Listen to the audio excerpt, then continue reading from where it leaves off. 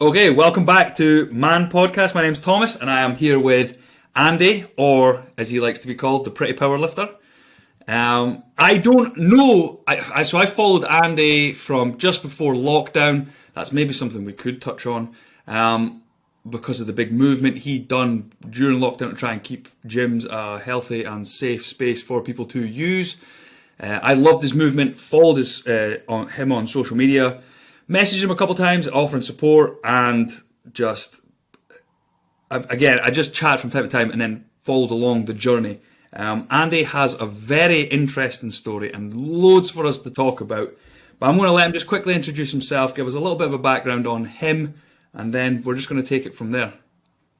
So yeah, thanks very much for having me on first and foremost. And it's good to actually get, well, not quite face to face, but screen to screen, I guess. Yeah. And I'm gonna actually pick you up on the Pretty Powerlifter thing. So that was actually a title that was given to me, and I know how it looks. But I was at the GPC European Powerlifting Championships in 2014, and there was a dude there who basically said, like, I can't call myself the Pretty Powerlifter when you're around, so you can be the Pretty Powerlifter now. And then it just ended up as my Instagram handle. So yeah, that's it was given to me. It wasn't self-fulfilled. However, I will die on that hill that I am the prettiest powerlifter. That's brilliant. I can't believe you went to a competition and took someone's title by their name. Took a silver medal as well, but Jesus Christ, backed it up. Brand. But yeah, no, I mean, yeah, I don't want to bore people too much. I think the conversation will be more valuable. But I've basically always been into sports. Always been interested in the human body, and then that's kind of more progressed into performance, and just basically tried to throw my hand at everything, and I've had kind of some success along the way in sports and in business. But yeah, I think it'll probably be most interesting for people to just kind of get into the conversation and see what comes out. Yeah, well, I think we just stay on this powerlifting thing, because what I looked up and the numbers that I seen that you can lift, that was pretty impressive. Do you want to give us a bit more detail about competitions that you've done, placings, your personal bests? Yeah, so I started off powerlifting as something to keep me competitive when I realised I wasn't good enough at rugby to go professional. And I think that's a common way for a lot of people to get into strength sports in general, because most people probably lift alongside their team sport if they play it, or their individual sport, and it's quite a natural pathway. And then it turns out I was actually quite good at it. But I always maintain, if I had half the love for powerlifting that I do for rugby, I would have been a far better powerlifter, because I don't actually enjoy it that much as a sport, right? I think there's a lot of issues in it, a lot of problems in it. And what I get from it mostly is the ability to display my effort in the gym in a formalized environment. And then the most important part of it to me is the friendships and the social opportunities. Like, I've made some lifelong friends through powerlifting and through the sport. And it's also granted me opportunities to travel to really cool places and do some pretty amazing competitions as well in lots of different countries. So it has given me a lot, but I still don't have as much love for the actual physical sport of powerlifting as a whole anywhere near to the same degree as I do for rugby. Rugby has always been, once I started playing it, it's been my absolute first and best love. And obviously Six Nations on at the moment. Shout out to Scotland as an Englishman. Scotland played extremely well and picked up on English errors. So it'll be interesting to see how they get on against Wales this weekend at Murrayfield. Yeah. I was actually about to ask, are you still quite heavily involved in rugby now then? Are you still playing, or? Dip my toe in there and thereabouts. Been very, very busy with work, so I've not been able to play 15s. And then play 7s for the Hearts and Balls Mighty Bobs, which is a charity team. So we represent the Hearts and Balls charity, who do amazing work. They support rugby players who've had life-changing injuries through the sport. You've cut off 1 second, Andy. This happens as well. Bloody sakes. So I heard you say that it's a charity team? Yeah, charity team. Represent the charity Hearts and Balls, and they look after rugby players who suffered life-changing injuries through the sport. So providing kind of like medical care and transportation and things like that. But yeah, I don't know. I think that's slowly going on to the back burner. Just risk of injury and what that could do to my kind of career and stuff. is probably just getting to that point where it's a little bit too much. But yeah, in terms of powerlifting, PBs, 265 kilo squat, 172.5 kilo bench, and a 272.5 kilo deadlift, all at or around a body weight of 80 kilos. So either lifting in the under 80 kilo category or the under 82.5 kilo category. That's insane. That's impressive numbers. Yeah, there's still things that I want to achieve. I would like to hit a 600-pound squat, which is 272.5 kilos. I would love to bench 180 kilos, because who wouldn't? I don't know what's happening here, Andy, but this keeps cutting off and pausing. And we're back. Cool. So on top of the squat, I'd like to hit 180 kilo bench press, because who doesn't? And I'd just love my deadlift to start with a 3. I don't care if it's 300, if it's 301. I think when you're in a conversation and you can start that, and how much do you deadlift, with a 3 rather than a t, it would just be really, really nice. So yeah, they're kind of long-term strength targets. How realistic some of them are, not sure, but I'll give them a bash. Yeah. How old are you, Andy? 32. 32. Loads of time then. Okay, so they're fantastic strength feats. You're now going to be doing, we just spoke about this just before I came on, the Hyrox this weekend. Do you find, because I know that there's CrossFitters that do some crazy shit, and I also did read your article about hybrid training and how this isn't like a new thing, although it's a buzzword. Do you find strength is massively impacted by increasing your cardio, or are you able to hold somewhat pretty strong numbers? No, I mean, I'm currently training for Tattooed and Strong, which is the 8th of April. So that's a deadlift and bench press meet down in Manchester. So the other day, a couple of days ago, I benched 160. Squat still holding around 220 in the gym. The last comp I did, I squatted 500 pounds. That was in sleeves, not wraps. And deadlifted 250. And I pulled 240 last week or the week before. You definitely can't do as much volume. I can't do anywhere near as much as if I went fully in on a powerlifting prep, like full. I'd probably train with weights 5 days a week. At the moment, it's 4 days a week, and only 2 of those will be heavy. So it is different in that regard. But in terms of actually maintaining strength with increased cardio output, it's definitely very, very doable. And I think for most people, doing some more cardio for them would actually probably help with their kind of strength and endurance, their strength and kind of body composition goals, especially. Yeah. Have you ever tapped into more actual CrossFit, or do you just staying with the Hyrox stuff? I really, really like CrossFit when it's done well. And I can do the individual skills. However, to compete at the level that I would want to, I'm not good enough, and I just don't have the time that I would need to put in to bring my Olympic lifting up to scratch. In terms of the skills, I can do a lot of the skills. I'd need to learn double unders. I can still do ring muscle ups, bar muscle ups, handstand walks, handstands, a lot of the stuff that people generally find more difficult. For me, it would be putting the time in to really bring up my Olympic lifting to where I'd want it to be to compete. I might dabble because there's a really good culture of it at Lift. I do coach a few functional fitness athletes as well, and it just looks like a lot of fun. And it would be nice to challenge myself in that regard, but yeah, we'll see.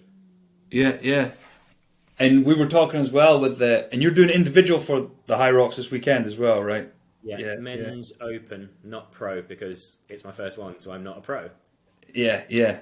You're still gunning for a good time, and again, I don't know if you want to touch a bit more on, or even there was Fitch was on, I think it was maybe, it was just before Christmas, and he was talking about the Hyrox, but I don't know if you want to kind of talk through the events and what you have to do for that competition. What I'm going to do for that competition is beat Steve Fitchett. Beat his ass into the ground. Steven, I'm coming for you. If you could clip that and send that to me as an individual bit, that would be fantastic. 100%.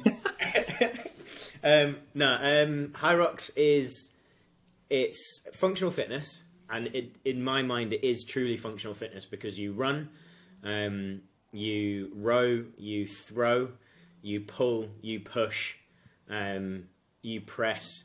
So to me, it is actually functional fitness. And basically there's 8 events. Each event is separated by a 1 kilometer run. So you start with a 1 kilometer run, then your 8 events, which are separated by that. And then you basically just put yourself in the bin and see how long you can stay in the bin for. What I like about it the most is that it's truly accessible. Like we've kind of just touched on with CrossFit, there's a lot of barriers to really compete in CrossFit. You need, proficiency in Olympic lifting, gymnastics, a lot of different movements. Whereas with Hyrox, there's no real massive skill element. Yes, obviously the athletes that are at the absolute top are incredibly efficient with their movements, but they're the same movements that everyone's doing. And the most technical is probably either the burpee broad jump or the wall ball. So in terms of like getting people moving, I think it's great. And I think it will become this kind of generation's equivalent to the London Marathon. Yeah. Hey, that's not a bad shout, actually. Because it's very popular, isn't it? And it's only going to get more so. Yeah. No, my sister asked me to do it. So my sister and her husband, they wanted to do it, like we were going to do it as like 2 pairs, but do it together. I committed to bodybuilding, so I don't think I could do a burpee without like smacking my belly off the floor. But is there any like other like athletic or sporting goals that you currently have, or like little niggles that you're like, I'd like to get this and that, or are you kind of just shifted to this Hyrox to try? Are you just testing the water, or is this something that you do want to pursue as well? I want to pursue it, I think, but I won't know until after I've kind of done it. Yeah, I definitely want to do a sub 5 hour 50 kilometer run. That's just since I did my first one. First ultra, I'm like, right, okay, I really want to be able to hold that. I'd like to tick off a sub 3 hour 30 marathon as well. And those two, training for those two would go hand in hand quite nicely. But yeah, I don't know, I just kind of see stuff and decide I want to try it. And I'll still obviously keep working towards those strength goals as I go through all of this. And yeah, I don't know, I really like training. I really like testing myself, and I like being able to do pretty much most things without too much peaking or training into it. Just going hell for leather and then you just do it. Yeah, exactly. I think like just train to be always trying to get a little bit fitter, a little bit stronger, a little bit faster, adjust your body composition to that, and then you should be able to pretty much do anything at any point of the year and have a good bash at it anyway. Yeah. So I had a little look as well on 3P. It's 3P, isn't it? Not P3. 3P, yeah. So Pretty Powerlifter personal training. Yeah. I was going to ask what that was. That's bloody brilliant. I'm in a professional setting. It's power performance personal training, but that is fantastic. So I had a look on it, and I seen that you actually have like the education to back and support a lot of what you do. And you've taken like a route of sports therapy and then a master's in strength and conditioning. How much of the like monitoring, data, manipulation do you use from your education within your own training? Not loads, to be honest. I think the most successful monitoring comes from just how am I feeling. Like I know myself so well now. I know when I can push, I know when to pull back. And then the skills that I use from my education is more reading and interpreting research. But broadly, fitness, controversial statement, fitness hasn't really changed in the past however many thousands of years. Like if you want to get faster, you need to try and move faster. If you want to get fitter, you need to cover more distance. If you want to get stronger, you need to pick. I mean, look at was it Milos and the bull? The original Greek one where he carried the calf up the hill every day. I mean, that is literally progressive overload. In reality, it is pretty simple. And then what you're doing is basically choosing the lens that you're looking at it through. So like as a bodybuilder, you're wanting to be, basically you're trying to say fuck you to physics. You're trying to be as inefficient as possible So you can create the most disruption from a biological standpoint with the lightest load from a physics standpoint. That allows you to have a better pathway to grow over time. From a powerlifting or strongman perspective, you're trying to use gravity as your friend. So you're trying to become as efficient as possible to move the weight from point A to point B with the best leverages and the most efficiency as you do that. If you're training from a CrossFit perspective, you're trying to expend the least amount of calories to go through whatever the movement pattern is and do the most over time. And then obviously each individual event kind of, you look at it slightly more from a strength and speed perspective.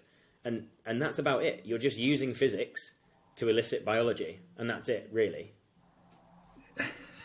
So anybody that's followed me on social media for a long time, I didn't pay him to say that. That isn't just something that I've said to him to say.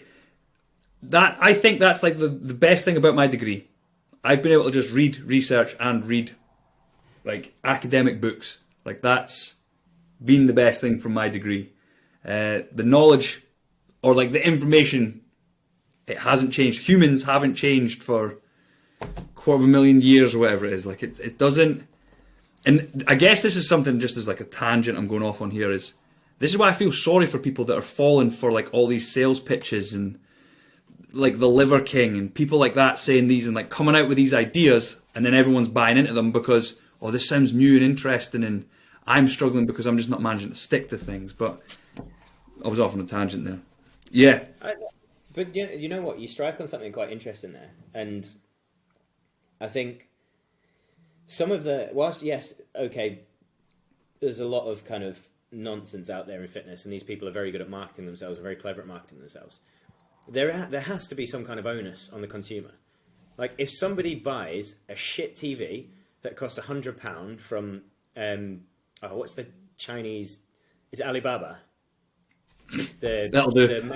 The Chinese version of Amazon that, oh my God, I can't believe I blanked on this. Anyway, the massive Chinese version of Amazon where you can basically buy knockoff versions of like popular Western brands. So you can get iPhones that aren't actually iPhones, but to all intents and purposes, they look and perform like an iPhone, right? So if you do that, you're fairly aware that you are purchasing something cheap and nasty, and it's probably not going to perform like you'd expect it to. And if somebody's car breaks down, they'll take it to a garage that they know has a good reputation, or they'll do some research about that. In pretty much every single other area of our lives, people will do at the bare minimum some basic consumer research before committing themselves to a product. If it's a phone contract, they'll look and say, well, how much data do I need? What price am I willing to pay? What handset do I want? If it's a new laptop, they'll look at the specs. They'll go to Currys. They'll ask questions. If they want to learn a language, they'll download Duolingo or they'll go to a tutor, right? But with fitness, how many times have you heard people say, oh, I'll get fit first and then I'll get a PT? Yeah. Oh, daily. Right. So, but there has, as much as it's like, yeah, there's a lot of marketing out there, there has to be some onus on the consumer. You can't just walk into Tesco and go, I want some chicken. Just pick the first pack of chicken off the shelf without even thinking about it. People will look at the use-by date and go, is this going to sit in my fridge? Am I going to be able to use it in time? There is always a basic level of consumer research and consumer decision-making going on, but for some reason it gets totally abandoned by so many people in the fitness world. It's not that hard to Google things and just take a basic level of research. And I don't want to be one of those people saying like the industry is fucked. Like I don't want to be that guy. But do you think that maybe the idea that like level 3 personal trainer is the same for like everybody that gets that has the same qualifications? Do you think that could impact a consumer? Yeah, there's a massive amount around standards, and that's a lot of what we're doing with UK Active at the moment, looking at the standards of the independent gym industry as a whole and how we can kind of raise that up. And there's so many things that are wrong with the industry, but the biggest thing that's wrong with the industry is the infighting within that. Everybody's competing for such a small slice of a pie. Approximately 14% of the UK population holds a gym membership, right? That's massively propped up by London, that sits about 17.5%. So that pumps the average up for the rest of the UK. So 86% of the population doesn't even have a gym membership. And of that 14% that do, how many of them are using it more than once a week? So everybody's fighting over this 14%, probably even less than that, the ones that actually go to the gym, so maybe 5 to 7%, because of those 14%, loads of them will be like kids at a Nuffield Health that are only going for the swimming lessons, or their parents that only have a membership to sit in the cafe, right? So these numbers come down and down and down and down and down, and people are sitting there trying to fight over that and using all the science, and everybody's creating the exact same videos on Instagram where it's the caption and they're all trying to be the PT with a bit of humour. And, oh, if you're doing your RDLs like a fucking dickhead, make sure to click and follow me. People don't, like, nobody cares. There's a million of those videos out there.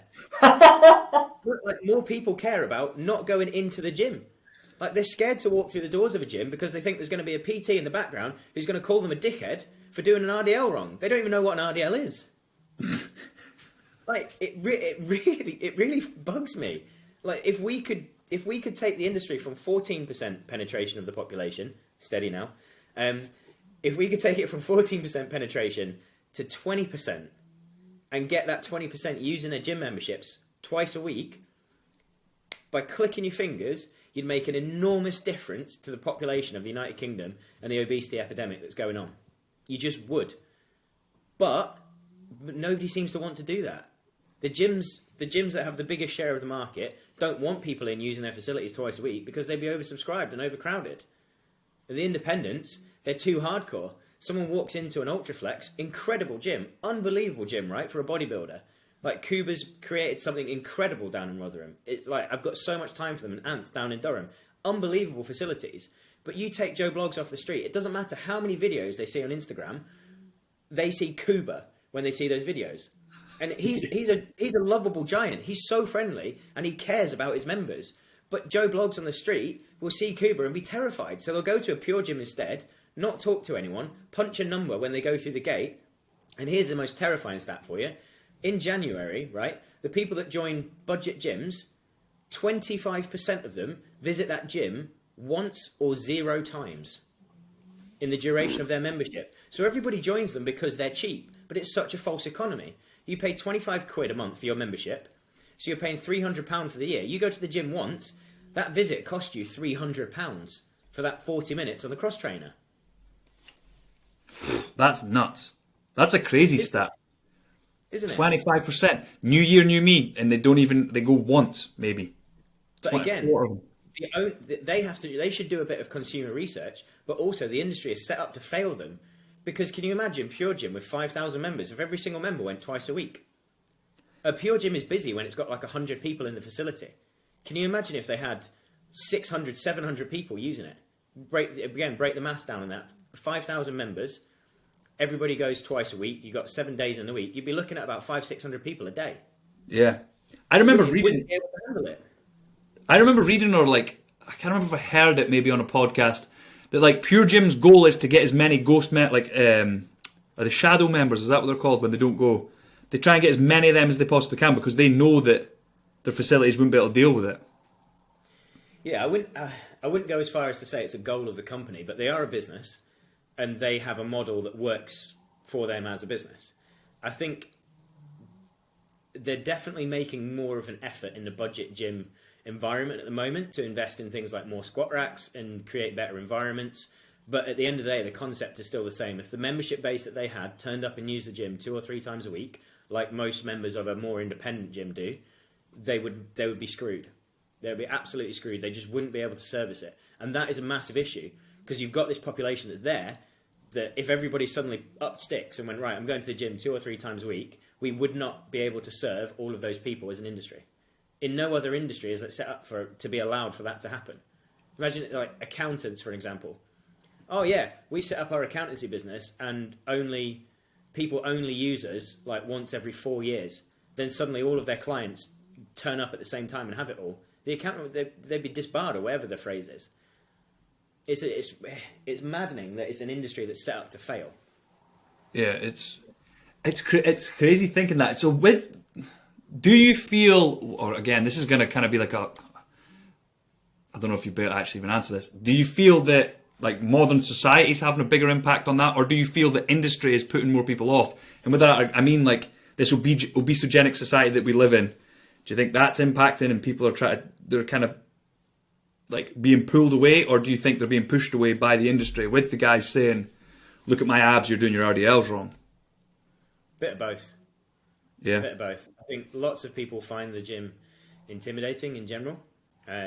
the messages from within don't help. But then I'll give a shout out to a good friend of mine here as well, Michael Ujoa, a trainer here in Edinburgh who's got a great online presence now, and he's promoting a very kind of positive message. You know, it doesn't matter if it takes you an hour or it takes you 15 minutes. You've run a 5K.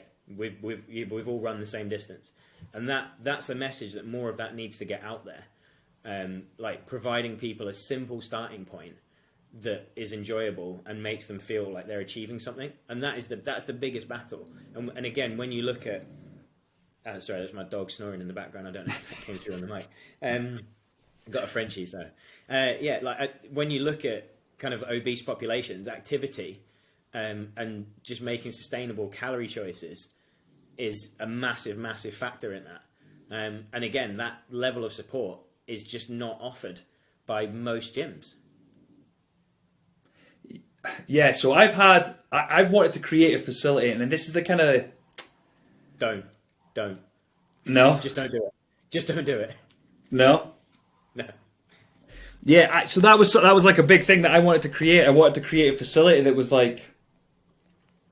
So my example was, or like my theory, do you know how you get the couch to 5K? Yeah. That's what people would say is like what sets people up to become a runner. I wanted to create a facility that would be like from nothing to eventually becoming a gym goer. But you wouldn't use our facility for that. We would lead you up to then funnel people in. Yeah, it's something needs to be done, but it's just such a poorly represented and misunderstood industry all round. And there's so much that needs to change. And again, I'm just trying to do what I can to impact that in a positive way. Just try and leave the industry in a better place than where I found it. Mm-hmm. But it's fucking hard, man. And again, there's so much infighting amongst the industry. Like some of the names and things that I got called during the lockdown by gym owners for trying to just keep gyms open. And it's bizarre. It's utterly bizarre. Because what I was trying to do was simply benefit as many people as possible. But then when people within your own industry push back, how does that look to people outside of that? You should never be fighting with another gym owner. As much as I've got beef with how like the commercial gyms do things and the model that they've got, they're also the gyms that impact the most people. And they do have the most members that do go to the gym. Even the ones that, you take out the sleeper members, they're still going to have a massive proportion of active members who use their memberships once, twice, 3 times a week. So for that, they are making it incredibly accessible. Like Pure Gym Fort Kinnaird is a great example. Really, really difficult for people out there to get to a gym. Then all of a sudden this gym comes in, it's got a good functional area, it's got the rig, it's got machines, it's got plenty of cardio. And yeah, it might be busy on a Monday, Tuesday night, but it's still there at least. Other than that, there was nothing. Yeah. So you mentioned that you've been doing work with UK Active. Can you give us a bit more information on what that is and what you guys are working on and working towards? Yeah, so I sit on something which is called the Independent Operators Council. So that's an elected body of independent gym owners who were elected by UK Active's member base and the UK Active hierarchy. And basically, we are really newly formed, but we're trying to come up with like a core mission and some key areas that we can work to help the fitness industry, become better understood. So that's around gathering data, showing how the independent gym sector has higher usage rates than the commercial gyms. So therefore, we're actually affecting a good chunk of the population. How many independent gyms actually are there in the United Kingdom? How many are bodybuilding? How many are Pilates? How many are yoga? How many are general fitness? How many are 1,000 to 3,000 square feet? How many are 3,000 to 10,000? How many are 10,000 plus? Which, where's the density of these gyms? Are they all in Manchester? Are they, how spread out are they? All of these different things that can then give us power to get messages across to the government. So the big one at the moment was looking at the impact of the energy bill situation on independent operators, because I'm sure you probably saw a load in the press about the impact on swimming pools, on leisure gyms, but did you see anything about independents? Because nobody's talking to each other. And then the other side of things is standards, like how do we drive up standards across the industry with something similar to like the food hygiene rating, like a 1 to 5. So different categories have different ratings. So for example, a Pure Gym score highly on price and accessibility. It would score low on it doesn't have a swimming pool. Like these kinds of things. And like a bodybuilding gym might score incredibly highly on selection and type of equipment, but it might score poorly because it doesn't have changing rooms or it doesn't have aircon. You know, things like that. Like, what is the absolute bare minimum a gym needs to operate legally, safely, and look after its members? And then looking at the standards in a wider sense in terms of individual coaches and getting away from this level three perspective.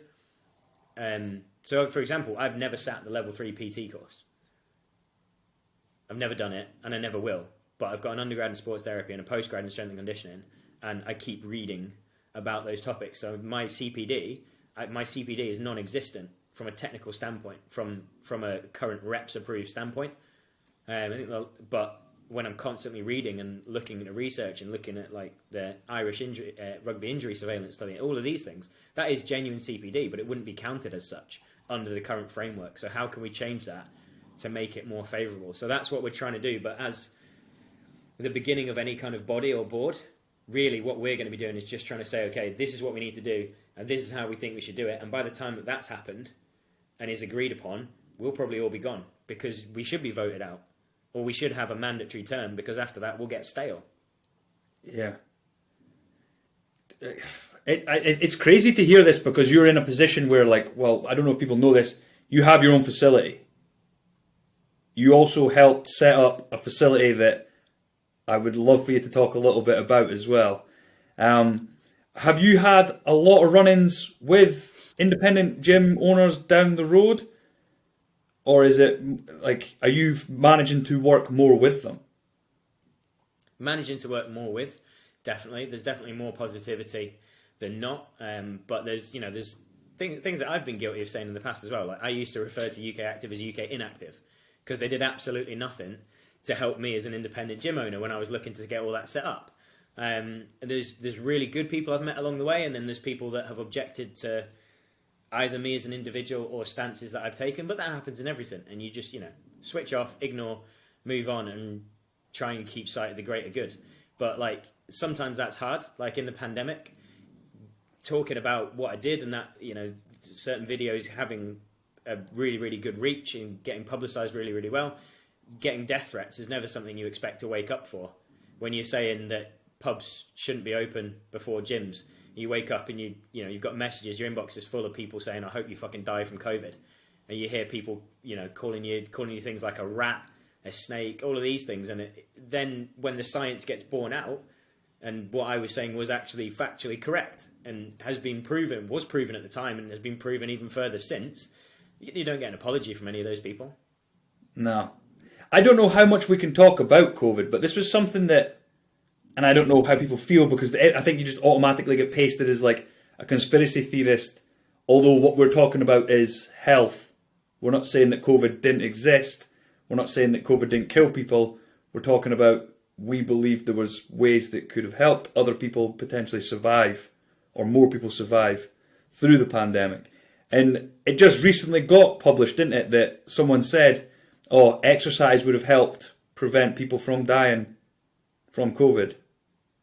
Yeah, there's been a ton of research that suggests that. But again, it comes back to the point I was making earlier. That's great, but if gyms had stayed open, only that 14% of people would have had access to them. Yeah. You're then looking at the 86%, and the most vulnerable populations were the elderly and the people with pre-existing conditions. And obesity was largely linked to that. So you come back to that. Someone might be sat at home extremely overweight and thinking, oh shit, exercise can help me. But then they rock up to their local gym. The closest gym to them is an Ultraflex, and they just turn around and walk away because they're terrified of it. Yeah. And that's where places like Pure Gym and council leisure centres, etc., I think need to play more of an impact and have a more supportive product there for beginners. But yeah, I don't want to go too much into COVID because I did my absolute nutting and it put me in a really dark place mentally with everything that was going on, not just the stress of the business, but like I said, the death threats and things like that. It was not a good time in my life, but there were catastrophic errors made that could have been avoided, should have been avoided. And the worst thing for me is I do not think that lessons have been learnt by the powers that need those lessons to be learnt. Yeah, I definitely agree. I definitely agree with you. It's and that's kind of worrying, I guess. But what we'll do is we'll move on. I'd love to hear a bit more about Lift and how that came about, where the idea came from, the process to opening, and then I guess that'll funnel nicely into the Birmingham facility that you opened or helped open. Yeah, so Lift, I'm a planner. I plan my life in 5-year blocks. So there's like loose goals, and then there's more kind of specific targeted goals. And my aim from 25 to 30 was to open a gym. So as soon as I realized that I wasn't going to pursue a career in elite sport, I decided that, right, it's a gym. That's what I want to do. And I was a personal trainer, had my own private studio. And then, a long story short, put together a very kind of brief business plan. I spoke to one of my clients who was an accountant before taking a career break, said, is there anything wrong with these numbers? Do you think that this works? Do you think it makes sense? She said, can I take it home and show my husband? He's got a good eye for these things. And then basically they decided they would like to invest in the project.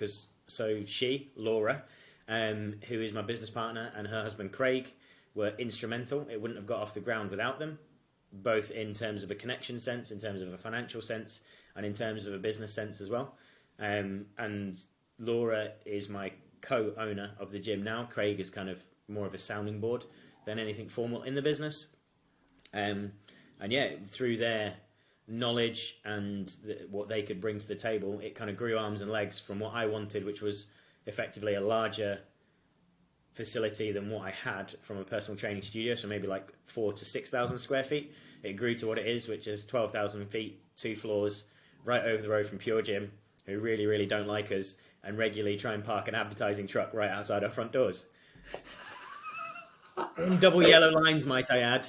Fuck you, Pure Gym. Get off the double yellows. Why would, like, it's exactly like you just said, like, why not somehow collaborate, work together, help one another, get more people involved somehow? Well, we actually had a bit of a run-in with, I won't name him, but he was the general manager of the facility when we started. One of his personal trainers came across to work for us, and we thought it was hilarious one day when I walked into the male changing rooms and somebody had tagged us in a photo of our lockers, and it was basically just Pure Gym padlocks.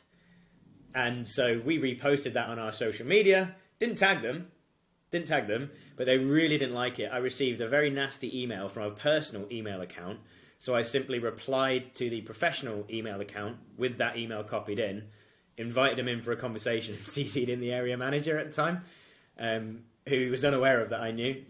And it was somewhat confrontational of me, and I could have handled that better, but, you know, slightly younger then and slightly more reactive to these things. But it's exactly as you said, like, us opening is at its most basic level is not going to affect them.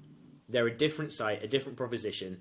And people often said, like, oh, when we opened, oh, you just over the road from Pure Gym, why have you done that? And I said, you tell me where you go to and you find that there aren't 5 to 6 competing car garages next to each other. They're always there. Everywhere. It's usually a luxury brand as well, right? Everywhere you go, and people know what they want. And Pure Gym for us is effectively a feeder facility. People join Pure Gym because they still have this misconception that lift is intimidating. And then they get to a point with their training where they go, okay, I want to take it a bit more seriously now. I'll try that gym over the road. Simple. I very much doubt that the manager of that Pure Gym at the time sent angry emails to the Nuffield Health, which is literally another 3 minutes around the corner. I very much doubt that that happened, but it's just because it's an independent that seemed to be what struck the ire, and it's just frustrating, you know. And the invite was genuine. He never did end up coming in for a coffee and a look around, which is arguably even more frustrating because he probably would have realised that apart from my reactive email, actually it would have been quite nice to just have that relationship. But hey ho. Yeah. So you mentioned there that, like, people have this misconception of, like, angry weightlifters. You have an incredible facility. I've only been one. Did I do cardio there? No, I only been down for posing. Steph used the studio and I posed in there. And then we ended up booking a hotel that I thought was like, or an Airbnb that I thought was like 5 minutes away, so we could just walk, and it ended up being like 55 minutes away. So we didn't manage to get back. But yeah, it's a great facility, and there's a lot of people in there that take training seriously. all shapes, all sizes, but they train, they don't exercise. What sort of people do you see come through your doors? Because this is hopefully going to give people like an idea.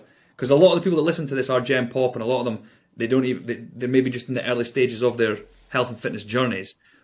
Do you have like categories for people, or like, I know you shouldn't really do that, but like they're probably not angry lifters. No, we've got, and to be honest, the biggest, strongest people in our gym are actually some of the friendliest people there, because all they want to do is help other people. But all I would say to anybody is go onto Google and read the reviews, because the amount of our reviews that start with, I used to think lift was really intimidating, or I've always found the gym a negative experience, or I've never joined a gym that I've enjoyed before, and then end with, but lift is the place for me. And the amount of different people that's coming from. And we have a service to suit everybody. So we have our gym only membership, which is for, serious lifters, people who have coaches already, or people who are confident and know what they're doing, right the way up to our premium membership, where you get 3 personal training sessions a week included with your membership, nutrition plan, access to the community, like all of that. So we have something to suit everybody, and the support that we give our members. It could always be improved, yes, but we definitely try and support people as much as we can, and we're always trying to listen to and learn from our members as well through surveys and things like that. So it's a place where you'll actually have a voice, and that voice will be listened to, and we genuinely care about everybody that comes through the door, and we will, regardless of what your goal is, we'll be able to help you achieve that. Yeah. And as I say, the place I went in, unbelievably friendly. The people there, it was like smiles. People were like celebrating other people getting PB. Like, it was like an unbelievable community. And you've built that with your business. I don't know how heavily involved in the community part the business partner was, but that is by the by. But what you have created and what you've built with Lift has led you to work with a pretty big company. And could you maybe give us a bit of a story on how that came about, and what that was like, either receiving that first email, phone call, or DM, to then turn into what it did? Funnily enough, I'm actually wearing an Alpha Elite jumper today. Kind of goes against it a little bit, but no, it was unbelievable. So when we designed Lift, we obviously went out to a few different companies for equipment. One of the companies, a big shout out to them because they were actually brilliant throughout the whole process, was Origin Fitness.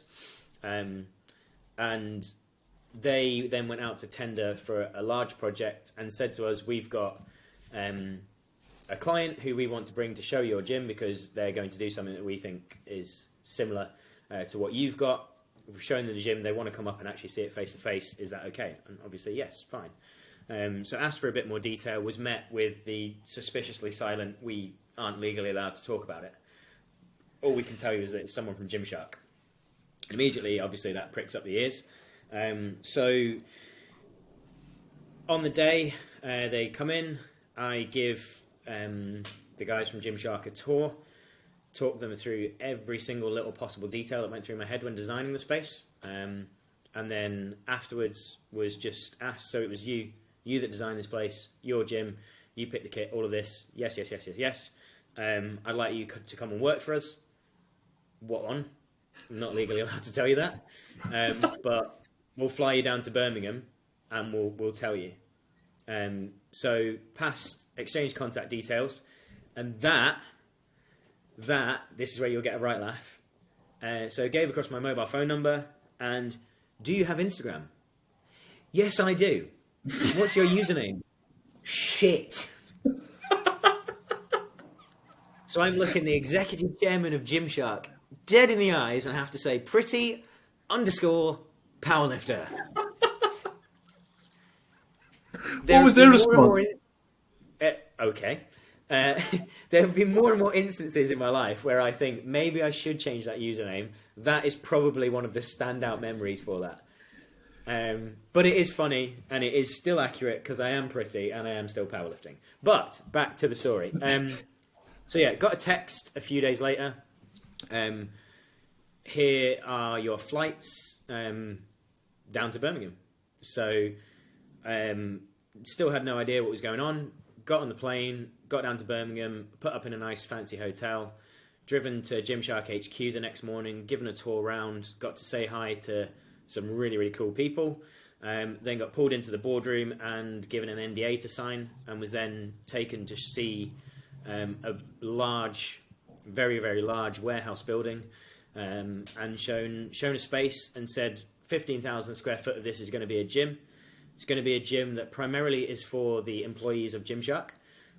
Now, there's a bit of a misconception about the lifting club that it's just for the athletes. It's not. It's actually just the world's sickest staff gym.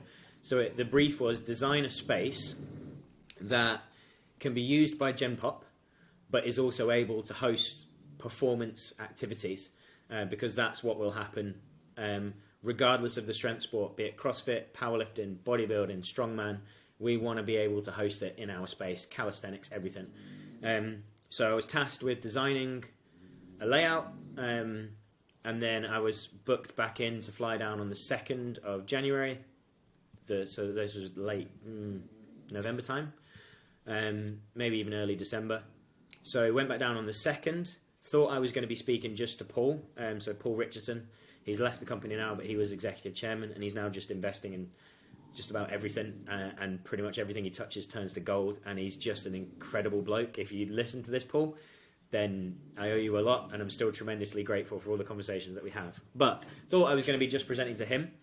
It actually ended up being pretty much everyone that was the head of the respective bit of that project. So the M&E guys, the designers of the building, the people that were going to be looking after the staffing side of things, the people team at Gymshark, the buildings team at Gymshark, as well as all the external contractors.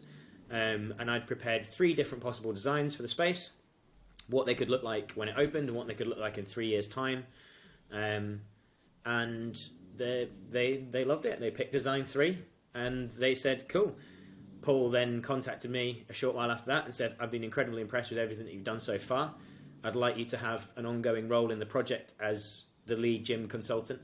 So all things to do with this gym, choosing the equipment, talk about the layout, working with the M&E guys to get around the inevitable headaches that are going to come with things like pillars, flooring, etc., etc. Organise right the way through. So then just before it opened, I was again based down there for a short period to go through staff training with the team, as well as having a role in the recruitment of the team, and then oversee the opening and run the facility for the first 2 weeks whilst they got the GM up to speed. So that was over effectively 10 months as a project, and it was eye-opening to say the least in terms of the professionalism, the procedures, and what it's like working in a company that size, because I'd basically just been self-employed up until that point. What was there anything that you brought back to lift that you've seen within Gymshark, like the professionalism, the accuracy, the attention to detail? Was there stuff that you brought back, or is there anything? Yeah, tried to definitely. It's an ongoing project, so we're undergoing a massive overhaul at the moment of all our systems and processes, and I'm leading that. And I've built up even more experience through Braun on that side of things as well. So yeah, it's an ongoing process to try and make lift as professional as it can be, and come up with something that is very slick and works exactly as it's intended to. And I shall go no further on that point for now. I love it. I absolutely love it. So, I had a great question there, but you caught me off guard saying that.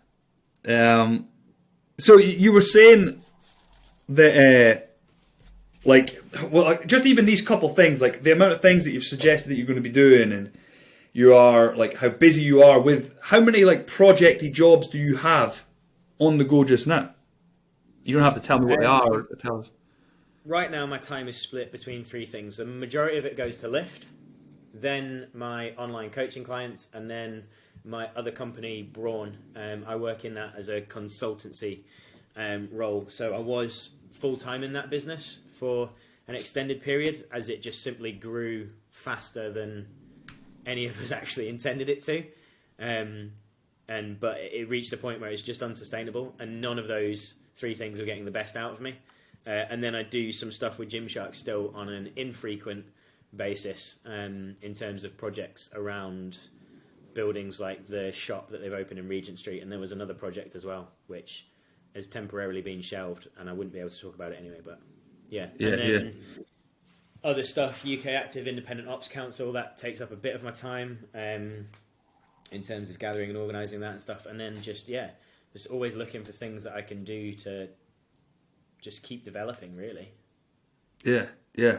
And you still manage to train as well. Yeah. Some boy. Okay, man, right. I know how busy you are, and I'm not going to keep you much longer. I've got 2 more questions. One of them's probably going to take longer than you want. The other one you'll probably be able to answer really quickly. You said before that you're a planning person. 30 minutes, mate. You got me for 30 minutes. Don't worry too much. Right, spot on. You said you're a planning person. You said when you were 25 to 30 you wanted to have a gym.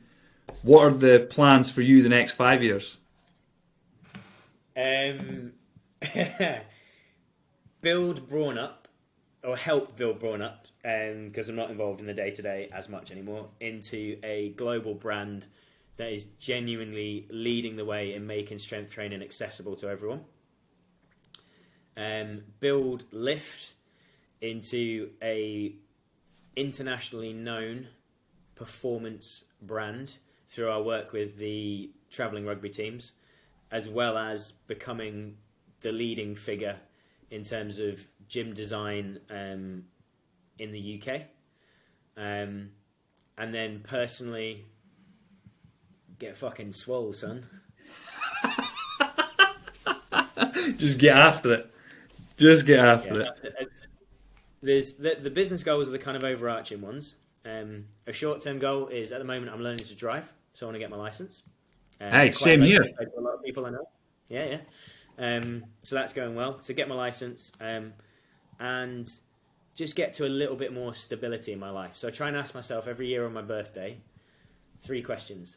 Am I in a better place physically, mentally, and financially than the year before? And if I can answer yes to 2 out of the 3, then I think I'm in a pretty good place. If I can answer yes to 3 out of 3, then I know I'm in a good place. Yeah. Hey, I'll tell you what's intimidating. People think going to a gym's intimidating. Try learning to drive when you're in your 30s and you're on the road. Nobody wants to help you. Nobody wants to be your friend. I was trying to think how... I almost got hit by a truck in my last lesson. So we just started doing roundabouts at the South Gyle Business Park, and a big fucking massive truck came ploughing up to the roundabout. I was already on the roundabout, and he did not give way. And I was to his right. He did not give way until the last second. I just don't know if he saw us. He slammed on, and he skidded, and he overshot like his entrance to the junction. I was properly bricking it. I was like, I'm going to have to emergency stop it. But we didn't. We got round. But yeah, that was scary, man. Genuinely thought we were about to be smashed into by a truck. Even my driving instructor was shitting himself. I honestly think I need to try and figure out how to put it into a post. Like, if you think entering a gym's intimidating, you need to try and remember back learning to drive.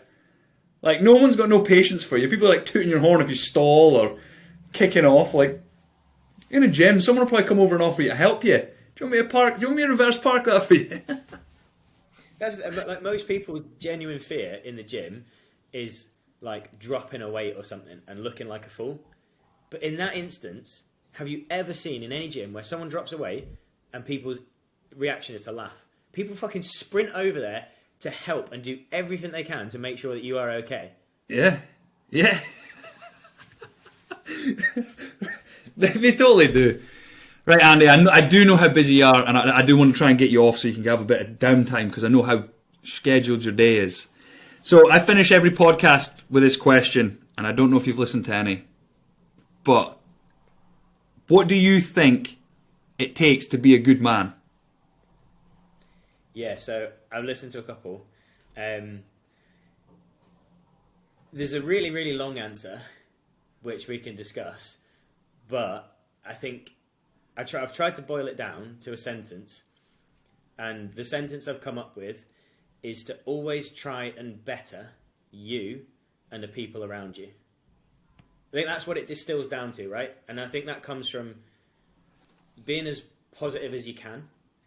Sometimes that doesn't necessarily mean being all happy and smiley. and this is something that I need to work on. Sometimes people just want to have a moan and be listened to, and they don't want to hear solutions.